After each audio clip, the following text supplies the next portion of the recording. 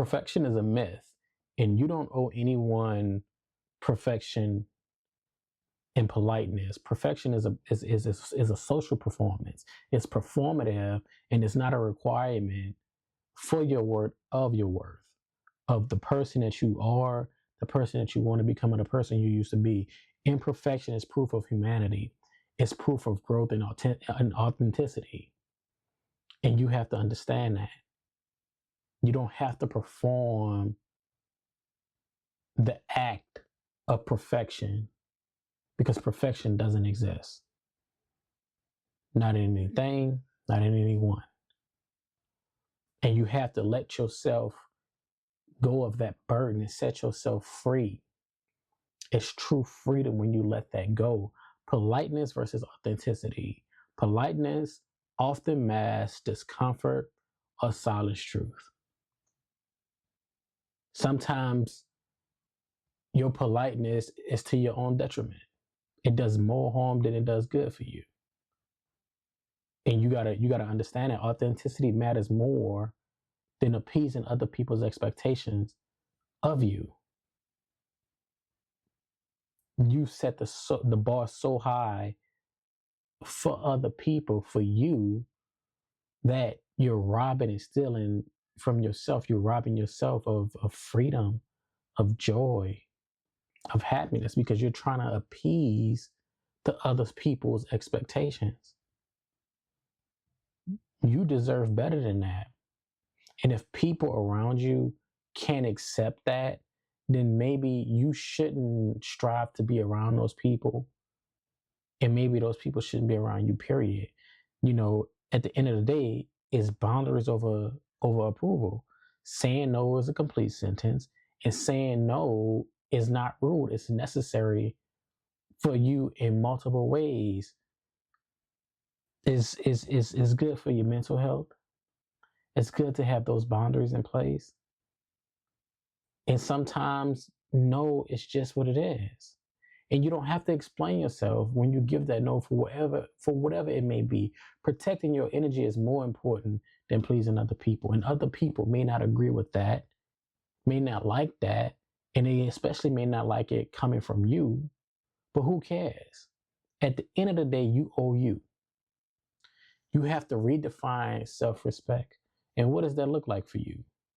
Respect doesn't mean shrinking yourself to fit other people's comfort. It means I respect myself enough to hold other people accountable, to have certain standards for myself. True respect is mutual. It's not one-sided. And oftentimes when you're doing this over polite thing and you're too busy trying to be perfect, that respect isn't mutual, because you lack self-respect. And oftentimes on the surface, the other person may respect you, but deep down inside, they may not have no respect for you, because they may look at you as a pushover, a get over, somebody they can say what they want to say to, make them feel how they want them to feel. Like, you got to keep that in mind as you are navigating this thing called life. You have to hold yourself to such a standard that you make yourself proud, that you don't feel bad when you say no, that you don't feel bad when you cut people off, when you remove yourself from certain situations. You owe that to you. That's self-respect. There's a cost what comes with performing. You're constantly striving for perfect or polite, and it drains you mentally, emotionally, and sometimes physically. Because it's an act and you have to keep it up. Oftentimes you can never take the mask off. And that's why I said that there's a cost that comes with it. You beating yourself up 5 days a week, sometimes on the weekend, all for nothing. Performing culture robs you of peace. It robs you of authenticity. It robs you of a safe place. You deserve better than that from you. This isn't really about other people. It's about you. It's about who you are. How do you see yourself?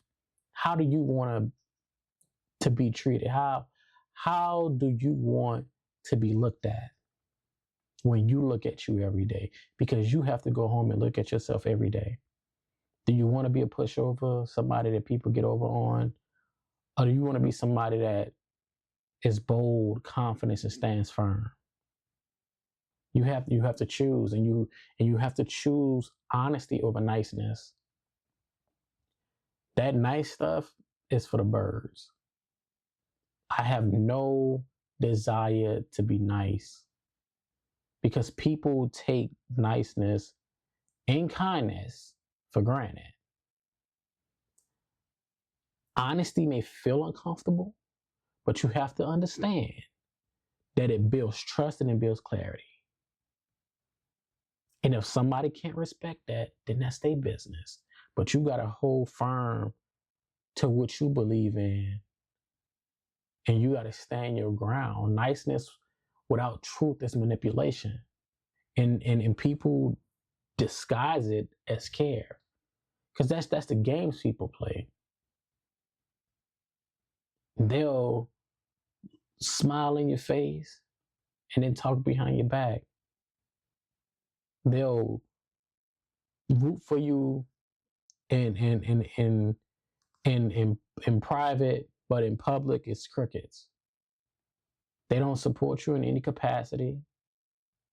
You out here doing this thing on your own, trying to figure it out. So let go of that mindset of like you always have to be perfect, always have to be polite to appease people and trying to live up to people's expectations. No, set your expectations for you and live up to that and do it for yourself. Live unapologetically. I've been talking about being unapologetic all year. Like, freedom comes from embracing your flaws and speaking truth without guilt.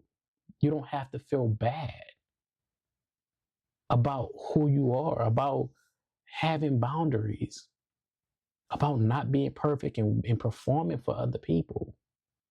You don't owe them that. And you have to understand it. You do not owe people that.